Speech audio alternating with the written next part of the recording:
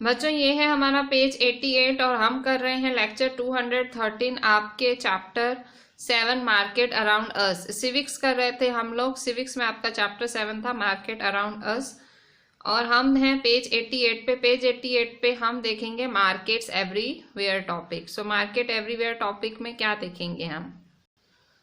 So markets everywhere में so far we have seen different marketplaces where people buy and sell a variety of goods and services.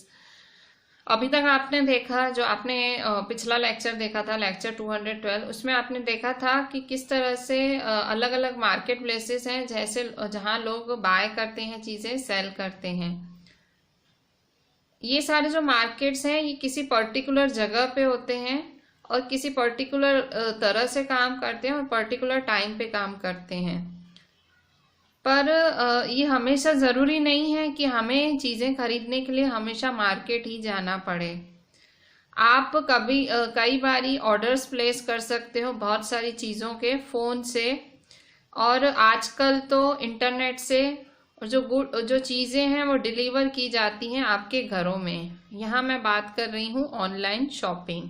सो आप online भी shopping कर सकते हो अपने phone से, अपने इंटरनेट की मदद से। क्लिनिक्स में और नर्सिंग होम्स में you may have notice sales representative waiting for doctors. Such persons are in the selling of goods. Thus buys and selling takes place in different ways, not necessarily through shops in the market. कई बारी आप क्लिनिकों में डॉक्टरों के पास जाते हो, कई बारी आप नर्सिंग होम्स में जाते हो, हॉस्पिटल्स में जाते हो, तो वहाँ देखते हो आप कि वहाँ डॉक्टरों का वेट करने के लिए कुछ सेल्स रिप्रेजेंटेटिव्स बैठे होते हैं। सो एक्चुअली वो लोग भी डॉक्टरों को अपनी कंपनी की दवाइयाँ बेचना चाहते हैं। So such persons are also engaged in selling of goods. वो भी अपनी दवाइयाँ बेचने के लिए बैठे होते हैं। So thus buying and selling takes place in different ways. So खरीदना बेचना बहुत सारे तरीकों से होता है, but not necessarily through shops in the market. पर मतलब शॉप्स से ज़रूरी नहीं है हर बार, ये ऑनलाइन शॉपिंग भी होती है। और यहाँ आपने देखा कि कैसे दवाइयाँ बेचने सेल्स रिप्रेजेंटेटिव डॉक्टर के पास आते हैं। सो ये भी एक बेचने का तरीका ही है। सो अलग अलग तरीकों से भी बेचते हैं, मतलब मार्केट के अलावा भी घर बैठे भी शॉपिंग की जा सकती है।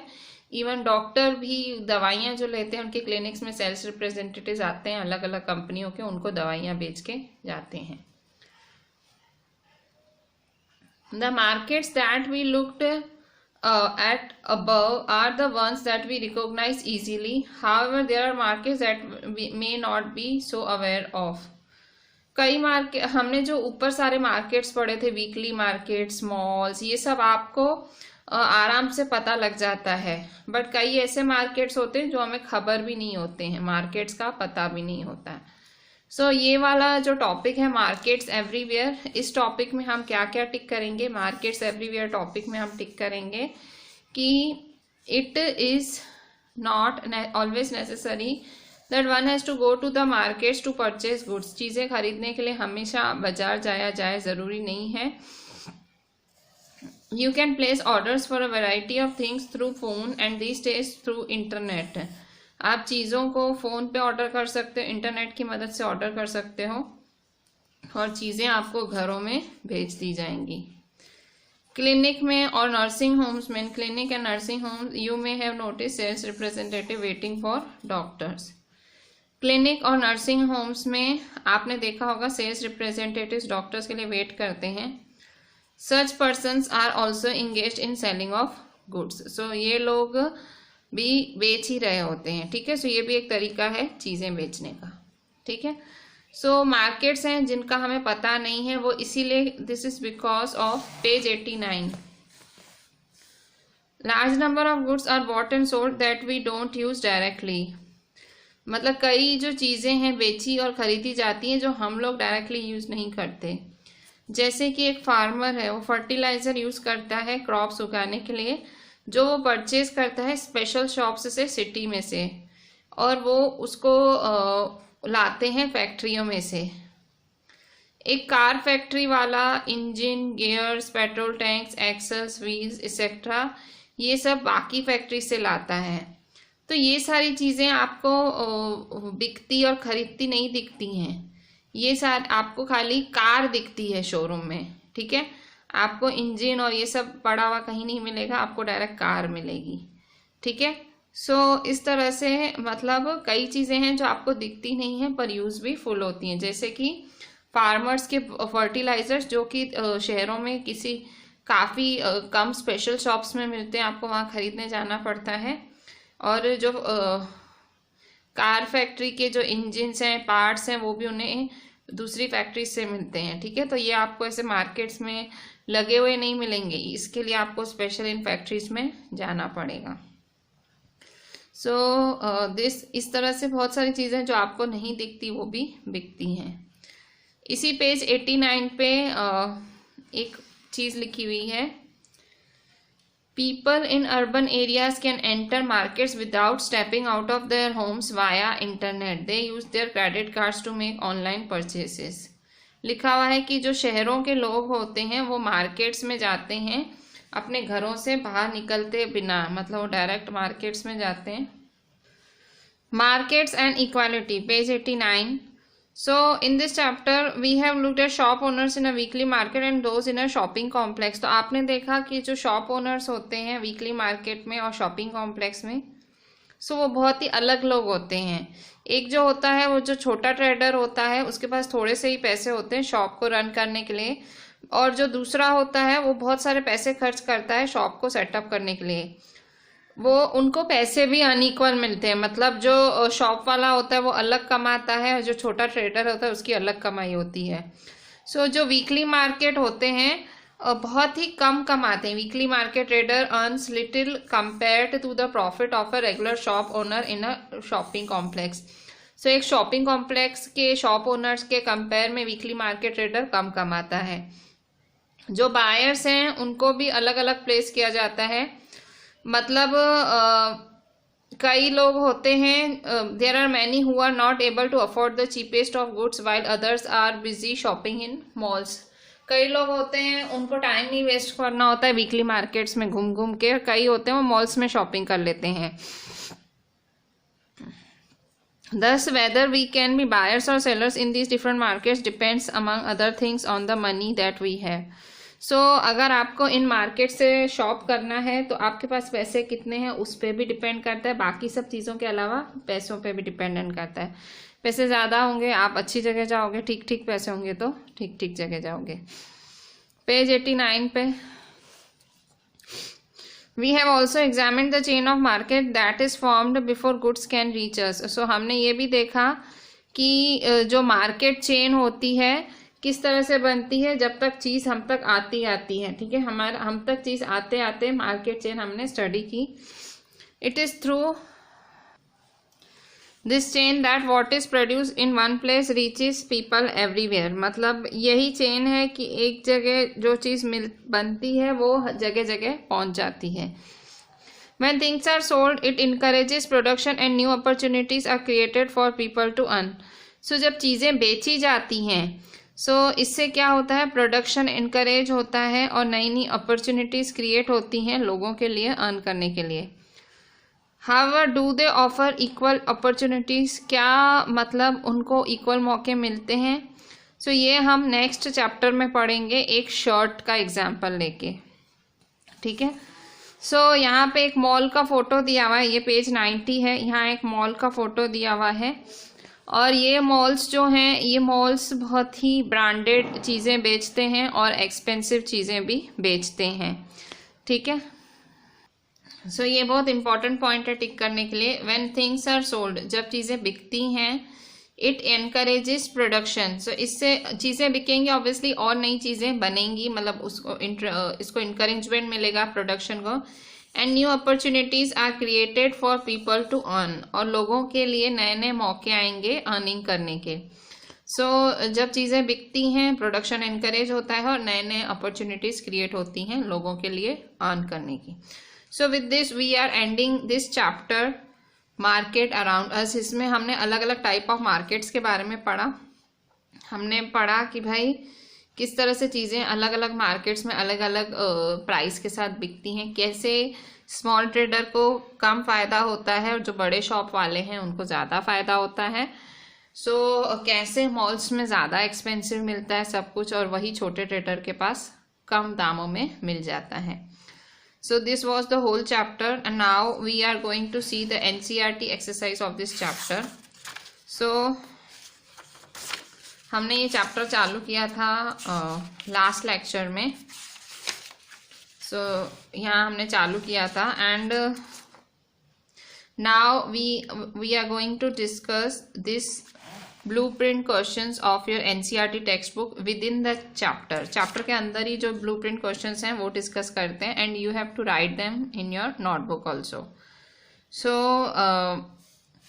पेज नंबर 84 पे है ये. This is the first question. Why do people go to a weekly market? Give 3 reasons. ये पेज 84 का क्वेश्चन है कि लोग वीकली मार्केट में क्यों जाते हैं, 3 रीजंस कहो. ये सारे ब्लूप्रिंट क्वेश्चंस हम कवर करते हैं पेज 84 पे. फर्स्ट, सेकंड, थर्ड, फोर्थ, ये 4 क्वेश्चन पेज 84 पे हैं. इसके बाद पेज 85 पे 3 और क्वेश्चंस हैं, 4 + 3 7. इसके बाद पेज 86 पे एक और है 8th क्वेश्चन. देन 87 पे है, this is 9th, 10th and 11th question. And then ये टोटल 11 क्वेश्चंस हैं जो कि हम कवर करेंगे. And you have to write question and answer in your notebook.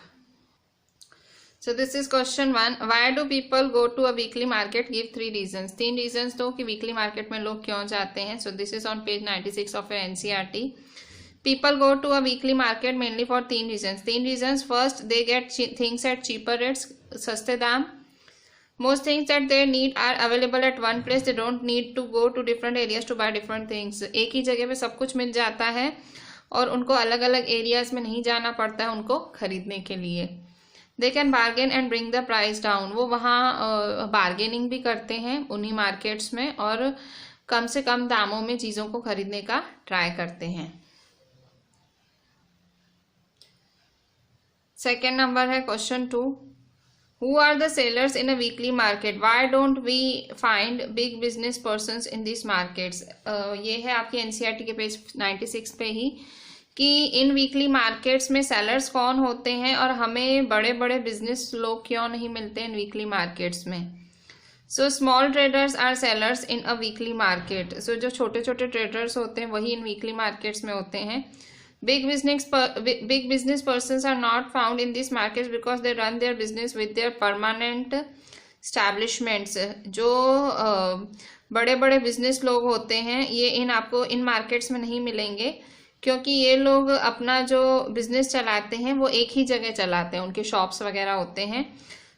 उनके पास उनके परमानेंट कस्टमर्स होते हैं और वो अच्छा प्रॉफिट कमाते हैं उनके बिजनेस में और इसीलिए उनको टेम्पररी शॉप्स की ज़रूरत नहीं पड़ती है वीकली मार्केट में क्योंकि उनके पास अपने पहले से ही फिक्स दुकान फिक्स ग्राहक होते हैं तो उनको वीकली मार्केट्स की ज़रूरत नहीं पड़ती है.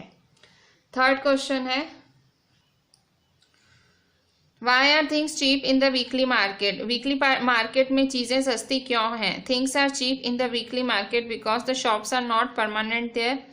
चीज़ें सस्ती इसलिए क्योंकि वो परमानेंट शॉप्स नहीं हैं. Traders set up shops for a day and then close them up in the evening.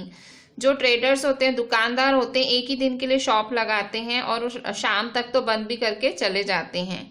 दस they do not have to bear the shop establishment cost. इसलिए उन पे जो शॉप का कॉस्ट है वो नहीं उनके सर पे पड़ता. मतलब शॉप को चलाने का कॉस्ट उन पे नहीं पड़ता. Neither they need the help of hired workers. उनको किसी वर्कर की भी हेल्प की ज़रूरत नहीं पड़ती. Their shops are usually small and family members are enough to run them. उनके शॉप्स छोटे छोटे होते हैं और फैमिली मेम्बर्स उन्हें खुद ही चला लेते हैं. Question 4. Explain with an example how people bargain in the market. Can you think of a situation where the bargain would be unfair. आप एक एग्जाम्पल दो कि किस तरह से लोग बार्गेन करते हैं. बार्गेन मतलब भाव तोल. मतलब भाई दुकानदार ने बोला भाई 20 रुपीज़ तो आपकी मम्मी कहेगी नहीं भैया 18 में दो, नहीं 16 में दो. वो उसको कहेगी नहीं देखो दूसरी जगह सस्ता मिल रहा है, आप महंगा दे रहे हो. बार्गेन करते हैं. उसका एग्जाम्पल दो. Can you think of a situation where the bargain could be unfair. So कब ऐसी सिचुएशन होती है? जब ये बार्गेनिंग अनफेयर होती है, गलत होती है. There are buyers and sellers in the market. Sellers usually demand higher prices because they want to earn maximum profits. Buyers are even a step forward. They want to buy goods at minimum price. अब देखो, किसी भी market में खरीदार भी होते हैं, बेचने वाले भी होते हैं, बायर्स भी होते हैं, सेलर्स भी होते हैं. सो जो सेलर्स होते हैं, वो जो खरीदार होते हैं, वो यूजुअली डिमांड करते हैं हाई प्राइजेस. सेलर्स डिमांड करते हैं हाई प्राइजेस, वो ऊंचे ऊंचे दाम मांगते हैं. Because they want to earn maximum profits. Reason क्या है? उन्हें बहुत ज़्यादा प्रॉफिट्स कमाने होते हैं. पर कोई बायर्स भी कम नहीं है जो खरीदने आते हैं. ये अगर बेचने वाले ऊंचे दाम रखते हैं ताकि उनको अच्छा प्रॉफिट मिले, तो खरीदने वाले भी कोई कम नहीं है. जो खरीदने आते हैं लोग, वो उनसे भी एक कदम आगे होते हैं. उनको चीज़ें सस्ते दामों में खरीदनी होती है, मिनिमम प्राइस पे खरीदनी होती है. Therefore they start bargaining to bring the price down. अब वो क्या करते हैं? उनसे बार्गेन करना चालू कर देते हैं, दुकानदार से भाव तोल करना चालू कर देते हैं. Finally the price of good is bargained and the rate is fixed on the price agreed mutually. Finally फिर जो ऐसा कर करके वो लोग मतलब भाव कर करके नीचे ले आते हैं. And the rate is fixed on the price agreed mutually. और फाइनली एक रेट फिक्स किया जाता है, भाई इस पे मुझे बेचना. Sometimes we see that the price of the goods is fixed. कई बार ऐसे होता है कि फिक्स, कोई शॉप पे लिखा होता है fixed price. In such situation if we start bargaining it would be definitely unfair. So कभी आप ऐसी दुकान पे जाके बार्गेन करने लग जाओ तो वो अनफेयर होगा, क्योंकि वो दुकान ऑलरेडी फिक्स्ड प्राइस पे ही चीजें बेच रही है. ठीक है, next question. Why did Sujata carry a notebook? Do you think this system is useful? Can here be problems? Sujata अपने साथ नोटबुक क्यों ले गई? आपको क्या लगता है, ये सिस्टम यूजफुल है? क्या इनमें कोई प्रॉब्लम्स हो सकती हैं? Sujata buys things on credit. Sujata जो है चीजें मतलब उस शॉप से क्रेडिट पे खरीदती हैं, उधार पे खरीदती हैं. Therefore she carries a notebook to get amount of the purchase things noted down in it by the shop owner. इसलिए वो एक नोटबुक ले गई जिसमें वो जो भी चीज़ें खरीद रही है वो शॉप ओनर उसको उसमें उस सब का प्राइस लिख के दे. The system is useful for those who belong to low income group. I don't think there can be any problem in the system. ये जो चीज़ है, ये सिस्टम है, उधारी वाला सिस्टम है, वो सही है उन लोगों के लिए जिनकी इनकम इतनी ज़्यादा नहीं होती है, उनको सैलरी का वेट करना पड़ता है, सैलरी है तो खर्चे हुए. सो ये उनके लिए अच्छा है. पर ऐसा कुछ नहीं है कि इस सिस्टम में कोई प्रॉब्लम है. अगर बायर और सेलर दोनों सच्चे हैं तो चीज़ें अच्छे से चलेंगी. बायर को कोई प्रॉब्लम नहीं होगी, कभी भूखा नहीं रहेगा. और he will purchase the things on credit. वो क्रेडिट पे खरीदेगा, उधार पे खरीदेगा और फिर बाद में वो पैसे भी चुका देगा. Seller will also not be at loss. जो खरीदार है उसको भी कोई नुकसान नहीं, मतलब बेचने वाले को भी कोई नुकसान नहीं, खरीदने वाले को भी कोई नुकसान नहीं. Question 6. What are different kinds of shops that you find in your neighborhood? What do you purchase from them?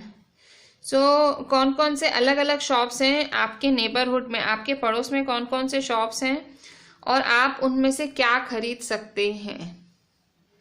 So the different kinds of shops that I find in my neighbourhood are departmental stores, dairy, road side stalls, stationery etcetera. So अलग अलग जो shops आपको आपके आस पड़ोस में मिलेंगे वो departmental stores हैं, dairy stores, road side stalls, stationery etcetera. I purchase milk from the dairy. आप डेयरी से दूध खरीदते हैं. Groceries from departmental stores, departmental store से आप किराना खरीदते हैं. Pen and pencil from the stationery shop, stationery shop से पेन पेंसिल खरीदते हैं. And vegetables and fruits from the road side stalls, और रोड साइड स्टॉल से आप खरीदते हैं vegetables and fruits. Question 7. Were goods sold in permanent shops costlier than those sold in the weekly markets or by roadside hawkers? जो permanent shops में चीज़ें बिकती हैं वो क्यों महंगी होती हैं कंपेयर टू चीज़ें जब वीकली मार्केट्स या जो रोड साइड रेडी वाले हॉकर्स बेचते हैं उनसे चीज़ें सस्ती क्यों महंगी क्यों होती है. परमानेंट शॉप्स मतलब जो एक फिक्स जगह पे शॉप है वहाँ चीज़ें महंगी क्यों होती हैं और जो वीकली मार्केट्स हैं वहाँ चीज़ें सस्ती क्यों होती हैं. So permanent shops are run in permanent buildings. ये जो परमानेंट शॉप्स हैं ये परमानेंट बिल्डिंग्स में होते हैं और as a result they have to bear a lot of expenses. क्योंकि एक बिल्डिंग में है तो उन्हें बहुत ज़्यादा खर्चा उठाना पड़ता है। दे हैव टू पे रेंट, उन्हें भाड़ा देना पड़ता है। इलेक्ट्रिसिटी का रेंट, उन्हें रेंट देना पड़ता है। Electricity fees to the government, government को भी फीस देनी पड़ती है। Also they have to pay wages to their helpers, उन्हें अपने हेल्पर्स जो भी उन्होंने रखे होते हैं दुकान के अंदर उनको भी वेजेस, उनको भी जो सैलरी होती है देनी होती है। Because they can't do without them, helpers के बिना तो उनका हो नहीं क्योंकि शॉप बड़ी होती है उनकी। So far the weekly markets और road side hawkers are concern they don't have to bear any such expenditure. पर अगर आप वीकली मार्केट्स की या रोड साइड हॉकर्स की बात करो तो उनको कोई चिंता नहीं है ये सब एक्सपेंस उठाने की। This is the reason why goods sold in permanent shops are costlier than those sold in weekly markets or by roadside hawkers.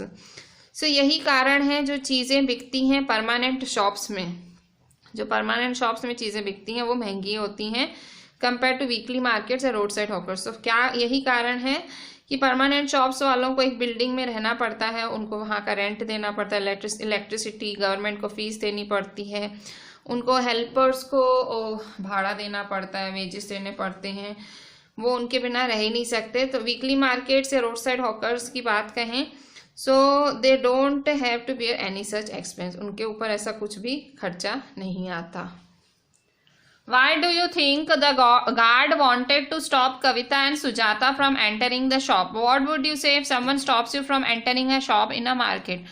आपको क्यों लगता है, आप ऐसा क्यों सोचते हो कि जो गार्ड है वो कविता और सुजाता को स्टॉप कर रहा था मार्केट में एंटर होने के लिए? क्यों वो उन दोनों को स्टॉप कर रहा था भाई मार्केट में नहीं आना? आप क्या कहोगे अगर कोई आपको शॉप एंटर करने के लिए मना करता है किसी मार्केट में? So answer is the guard wanted to stop Kavita and Sujata from entering the shop because he might have guessed from their appearance that they were poor girls who would not afford to buy costly items of the mall.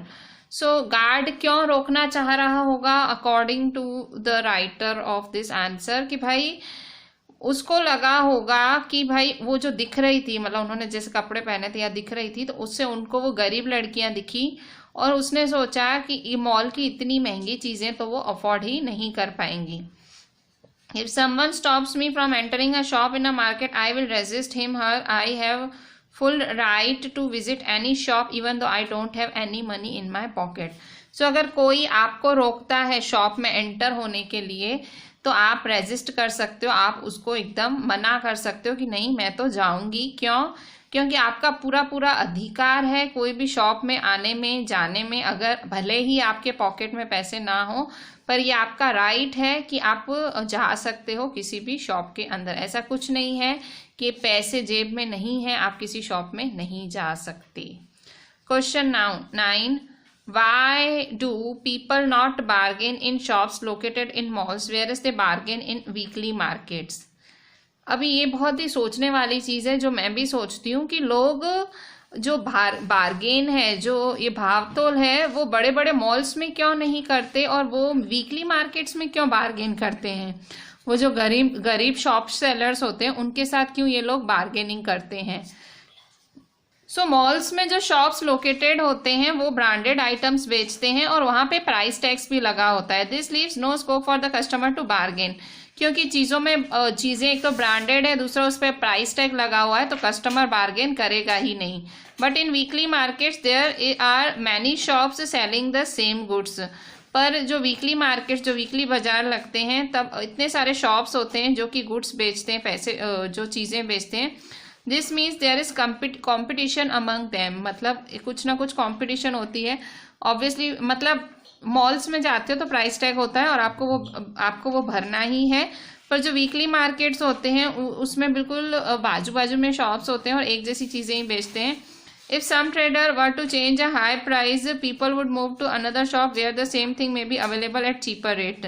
सो अगर suppose कोई जो trader है अगर वो charge कर रहा है high price, suppose कोई ट्रेडर अगर चार्ज कर रहा है हाई प्राइस, तो जो लोग हैं वो दूसरे शॉप पे चले जाएंगे जहाँ पे वही चीज़ सस्ते दामों में मिलेगी, जहाँ पे buyers can bargain, where the buyers can bargain, मतलब जो खरीदार है वो बार्गेन कर सके। Hence bargaining can be easily done in weekly market. Weekly markets में एकदम बाजू बाजू में शॉप्स होते हैं और सारे शॉप्स एक ही चीज़ बेच रहे होते हैं। सो बहुत ही ईजी होता है बायर के लिए एक शॉप छोड़ के दूसरी शॉप पे चले जाना, और उसको लगता है कि बहुत ज़्यादा पैसे ले रहा है तो उसको धमकाता भी है कि भाई मैं दूसरी जगह चला जाऊँगा, और दूसरी जगह जाके वो सस्ते दामों में ले लेता है। Question 10, why is a wholesale trader necessary? Wholesale trader क्यों होना चाहिए? A wholesale trader is necessary because it is he who makes things available to the retailer from who customers buy different items. Wholesale trader जो है ज़रूरी होता है क्योंकि वही है जो चीज़ों को अवेलेबल रखता है। It is he who makes things available to the retailer, वही है जो चीज़ों को अवेलेबल कराता है रिटेलर को, और उसी से ही कंज्यूमर्स अलग अलग आइटम्स बाय करते हैं। सो इसीलिए होलसेल ट्रेडर बहुत ज़्यादा ज़रूरी है। बच्चों अभी हम हमारी एनसीईआरटी टेक्स्ट बुक में पेज 91 पे ग्लॉसरी देखते हैं। आपकी एनसीईआरटी में जो चैप्टर एंड हुआ था मार्केट अराउंड अस, तो लास्ट में ग्लॉसरी मतलब वर्ड मीनिंग, या आप बोल सकते हो explain the word. So weekly market का मीनिंग क्या होता है? These markets are not daily markets but are to be found at particular place on 1 or maybe 2 days of the week. These markets most often sell everything that a household needs ranging from vegetables to clothes to utensils. So weekly markets हैं, these markets are not daily markets. Weekly markets daily markets नहीं हैं, they are not daily markets but are to be found at a particular place on 1 or maybe 2 days of the week. So ये जो markets हैं daily markets नहीं हैं, पर आपको ये एक पर्टिकुलर प्लेस पे मिलेंगे हफ्ते के 1 या 2 दिन। These markets most often sell everything that a household need ranging from vegetables to clothes to utensils. So यहाँ आपको सब कुछ बिकता मिलेगा, इन मार्केट्स में आपको सब कुछ बिकता मिलेगा, वेजिटेबल से क्लोथ्स से यूटेंसिल्स तक सब कुछ। मॉल्स क्या हैं? This is an enclosed shopping space, ये एक एकदम बंद शॉपिंग स्पेस है। This is usually a large building with many floors that has shops, restaurants, at times even cinema theatres. So malls में आप एक शॉपिंग स्पेस है, बड़ी बड़ी बिल्डिंग्स होती हैं, बहुत सारे फ्लोर्स होते हैं, शॉप्स, रेस्टोरेंट्स और सिनेमा थिएटर्स भी होते हैं, और ये shops most often sell branded products, इन शॉप्स में ब्रांडेड प्रोडक्ट्स ही बिकते हैं। होलसेल क्या होता है? सो होलसेल वर्ड का मतलब है this refers to buying and selling in large quantities. ठीक है, सो बड़ी बड़ी क्वांटिटीज में चीज़ों का खरीदना बेचना। Most products including vegetables, fruits and flowers have special wholesale markets. So बहुत सारे प्रोडक्ट्स होते हैं जैसे कि वेजिटेबल्स हैं, फ्रूट्स हैं, फ्लावर्स हैं, उनके स्पेशल होलसेल मार्केट्स होते हैं। Chain of markets, a series of markets that are connected like links in a chain because products pass from one market to another. So chain of markets क्या होते हैं? एक series of markets होते हैं जो connected हैं like links in a chain, मतलब chain की तरह connected हैं क्योंकि प्रोडक्ट जो है एक जगह से दूसरी जगह तक पहुंचता है। ठीक है, so these are all the word meanings, ये चारों वर्ड मीनिंग्स हैं जो आपको याद करने हैं एंड लिखने भी हैं आपकी नोटबुक के अंदर। अब हम देखते हैं एनसीईआरटी की एक्सरसाइजेस, इसी पेज पे पेज 91 पे एनसीईआरटी एक्सरसाइज। इसमें टोटल एनसीईआरटी एक्सरसाइज में आपको 5 क्वेश्चंस हैं। आज आपको लिखने का बहुत रहेगा, सो प्लीज लिखना अच्छे से। फर्स्ट है, in what ways is a hawker different from a shop owner? एक हॉकर, एक जो छोटे दुकान वाला, छोटी लारी वाला, एक दुकानदार से, शॉप ओनर से अलग कैसे है? So in what ways is a hawker different from shop owner? एक दुकान वाले से हॉकर कैसे डिफरेंट है? Hawker provides door to door service, घर घर, मतलब हॉकर जो है वो घर घर जाता है। He sells his goods by calling out the names of his items, फिर वो बेचता है तो जोर जोर से चिल्लाता है भाई मैं ये बेच रहा हूँ, ये बेच रहा हूँ। जो लारी वाले होते हैं वैसा ही करते हैं। ही जनरली ओन्स अ ठेला, उसे ठेला कहा जाता है, उसके पास ठेला होता है। Which we may call a movable shop, वही उसकी जो घूमती हुई शॉप है, उसके लिए वही शॉप है। And keeps in it different items of our everyday use, तो उसमें वो हमारी ज़रूरत की सारी चीज़ें रख के घूमता है। He sells his good at minimum profit, बहुत कम दामों में वो चीज़ें बेचता है।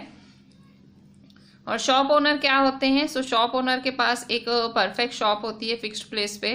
When ever we need anything we go there purchase it, जब भी कोई भी चीज़ चाहिए वहाँ जाते हैं, खरीदते हैं। Here we get things at somewhat costlier rate, यहाँ पे हमें थोड़ी चीज़ें महंगी मिलती हैं हॉकर के कंपेयर में। हॉकर के पास सस्ती चीज़ें होती हैं, शॉपकीपर के पास थोड़ी सी महंगी चीज़ें होती हैं। Question 2, compare and contrast a weekly market and a shopping complex on the following. So यहाँ आपको कंपैरिजन करनी है एक वीकली मार्केट और शॉपिंग कॉम्प्लेक्स के बीच। वीकली मार्केट में क्या काइंड्स ऑफ गुड्स सोल्ड, कैसी चीज़ें बिकती हैं वीकली मार्केट में, कैसी चीज़ें बिकती हैं शॉपिंग कॉम्प्लेक्स में। प्राइजेज ऑफ गुड, क्या दाम रहता है वीकली मार्केट में चीज़ों का, क्या दाम रहता है शॉपिंग कॉम्प्लेक्स में चीज़ों का। सेलर्स, वीकली मार्केट में जो सेलर्स हैं वो मतलब वीकली मार्केट के जो सेलर्स हैं वो कैसे होते हैं, शॉपिंग कॉम्प्लेक्स के सेलर्स कैसे होते हैं। वीकली मार्केट के बायर्स कैसे होते हैं, शॉपिंग कॉम्प्लेक्स के बायर्स कैसे होते हैं। सो ये आपको फिल करना है टेबल। सो ये आप फिल कर दो आंसर। वीकली मार्केट में कैसी चीज़ें बिकती हैं, different items of our everyday use, रोज़मर्रा की चीज़ें जैसे कि vegetables, groceries, cloth items, utensils etcetera. चीज़ों के दाम क्या होते हैं, prices of goods are not very high, बहुत ज़्यादा ऊंचे दाम नहीं होते। Common people can easily afford them, आम आदमी उसे आराम से खरीद सकता है। Sellers, small traders and hawkers, जो छोटे छोटे बेचने वाले कौन होते हैं, छोटे दुकानदार और हॉकर्स होते हैं, ठीक है, जो लारी वाले होते हैं, जो ठेले वाले। बायर्स, खरीदार कौन होते हैं वीकली मार्केट से, तो खरीदार होते हैं local people belonging to low income group. कौन खरीदने जाता है, जो लोगों के पास लो इनकम होती है, कम इनकम वाले लोग होते हैं, वो यहाँ खरीदने जाते हैं। सो शॉपिंग कॉम्प्लेक्स, तो शॉपिंग कॉम्प्लेक्स में कैसी चीज़ें बिकती हैं, ब्रांडेड आइटम्स बिकते हैं जैसे कि readymade clothes, home appliances, footwear, leather items etcetera. Here we also eat eatables such as pizza, burger etcetera. So यहाँ आपको खाने की भी चीज़ें मिलती हैं और सामान भी मिलता है। प्राइजेज ऑफ गुड्स, चीज़ों के दाम, prices of goods are usually high, बहुत हाई होते हैं। Only rich people can afford to buy them, so बहुत अमीर लोग होते हैं वही इन शॉपिंग कॉम्प्लेक्सेस से शॉपिंग कर पाते हैं।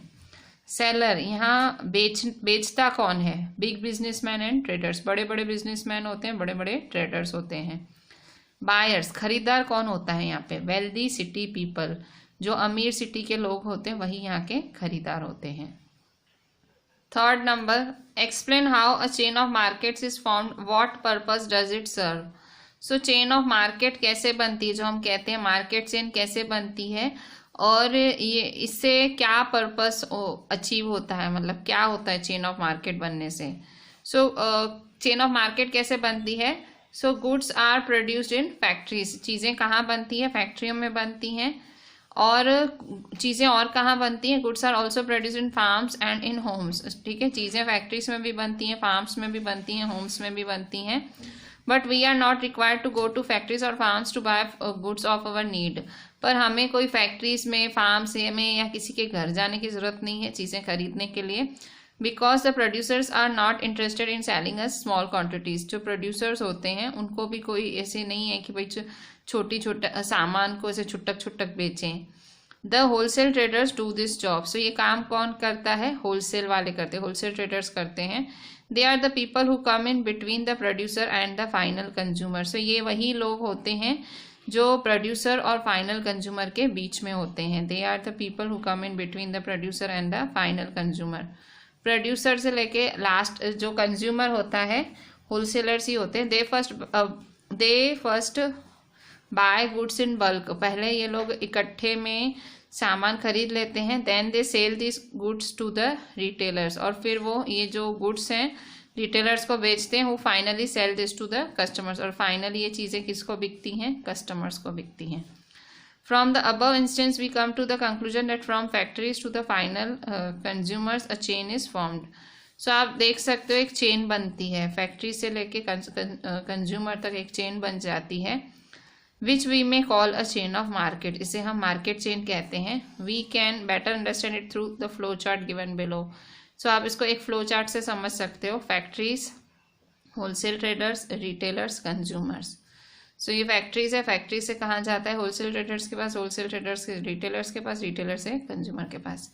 It serves great purpose. It maintains flow of money. It makes easy availability of various items of our daily use. It also promotes coordination in society. So ये जो मार्केट चेन है इससे बहुत ज़्यादा फ़ायदा होता है। पैसे का फ्लो बना रहता है, मतलब पैसा देखो कंज्यूमर से रिटेलर, रिटेलर को होलसेलर, ट्रेडर होलसेलर से फैक्ट्री में जाएगा। सो पैसे का फ्लो बना रहता है। It makes easy availability of various items of our daily use. तो इवन आपको इजीली आपको जो डेली यूज़ के आइटम है वो मिल जाते हैं। It also promotes coordination in society, और इससे एक सोसाइटी में कोऑर्डिनेशन बना रहता है। अब हम देखते हैं question 4। All persons have equal rights to visit any shop in a marketplace. Do you think this is true of shops with expensive products? Explain with examples. हम सबके पास इक्वल अधिकार है कि हम मार्केट में किसी भी शॉप में जा सकते हैं। मतलब भले आपके पॉकेट में पैसे हो या ना हो, आपके पास पूरा पूरा अधिकार है कोई भी शॉप में जाने का। Do you think this is true of shops with expensive products? Explain with examples. पर ये क्या सच है जहाँ पे बहुत महंगी चीज़ें बिकती हैं? क्या ये सच्चाई उनके लिए भी है?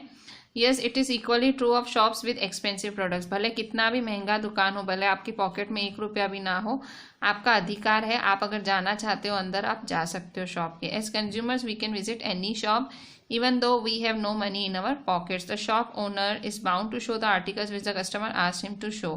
So ये शॉप ओनर का फर्ज है कि अगर कस्टमर कह रहा है मुझे चीज़ें दिखाओ, उसे दिखानी पड़ेंगी। He cannot force the customer to buy an article. दिखाने के बाद वो फोर्स नहीं कर सकता कि ये चीज़ खरीदो। It totally depends upon him whether he buys anything or not. So पूरा कस्टमर पे डिपेंड करता है चीज़ उसे खरीदनी है कि नहीं। We can understand it more clearly through an example. ये आप एक एग्जाम्पल से समझ सकते हो। Kavita and Sujata went to Ansal mall out of curiosity. So Kavita और सुजाता 2 पुअर गर्ल्स हैं, ये जाती हैं अंसल मॉल में, और उनकी क्यूरियोसिटी मतलब उनके पास उनको खरीदारी नहीं करनी होती, ऐसे ही जाती हैं। While wandering here and there they enter a shop all of a sudden. अचानक घूमते घूमते वो एक शॉप में भी चली जाती हैं। They have no plan to buy anything, वो कुछ खरीदना नहीं चाहती। They look some branded dresses and move away, वो बस वहाँ की ब्रांडेड ड्रेसेस देखती हैं, प्राइजेस देखती हैं और वहाँ से चली जाती हैं। ठीक है, सो आप बिल्कुल फ्री हो, आपके जेब में पैसा है नहीं है, आप बिल्कुल फ्री हो, एंटर करो शॉप में, खरीदारी करो और निकलो। क्वेश्चन 5, कोई आपको फोर्स नहीं कर सकता कि आपको ज़बरदस्ती कुछ खरीदना है। क्वेश्चन 5 देखते हैं। Buying and selling can take place without going to a market place. बिना मार्केट प्लेस जाए भी आप खरीदारी कर सकते हो, आप बेच सकते हो चीज़ें। Explain this statement with the help of examples. So कैसे आप बिना मार्केट जाए खरीदारी कर सकते हो या बेच सकते हो? So answer, this is the age of internet. आपको पता है ये इंटरनेट का युग है। It has change the mode of everything. Internet की वजह से हर चीज़ का नक्शा ही बदल गया है। We can now make online purchases with the help of credit cards. अब आप ऑनलाइन चीज़ें खरीद सकते हो क्रेडिट कार्ड्स की मदद से। We can now place orders through internet and the goods are delivered at our place. अब आप इंटरनेट पे ऑर्डर्स प्लेस कर सकते हो, आप ऑनलाइन ऑर्डर्स प्लेस कर सकते हो और चीज़ें आपके घरों में आ जाएंगी। सो ये ऑनलाइन शॉपिंग का ज़माना है।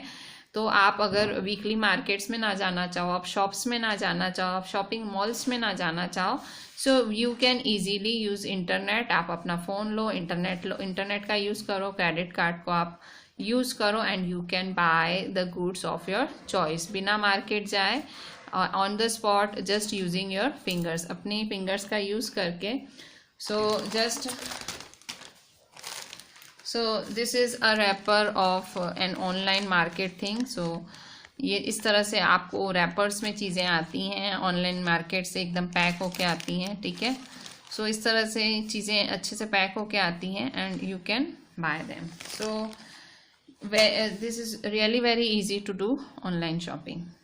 So with this I am ending the NCERT questions also. So हमने NCERT के अंदर वाले questions भी करे जो ब्लू कलर में थे, ब्लू इन टेक्स्ट क्वेश्चंस या जो ब्लू प्रिंट क्वेश्चंस थे, हमने वो भी डिस्कस किए जो तकरीबन 10 थे। एंड देन हमने NCERT के 5 क्वेश्चंस भी डिस्कस किए एंड हमने आज इस चैप्टर की एक्सप्लेनेशन भी कंप्लीट करी। So I am requesting you to write each and everything properly. ये 15 questions अच्छे से लिखें please. Don't skip anything. Write each and everything properly. Read the entire chapter properly. We completed the explanation today. I completed the explanation today of this chapter. Just read it properly and go through the entire chapter. This is a really very easy chapter. Go through it. So just this is Yoshika ma'am saying please do the entire work properly and WhatsApp me the entire thing on WhatsApp. Thank you.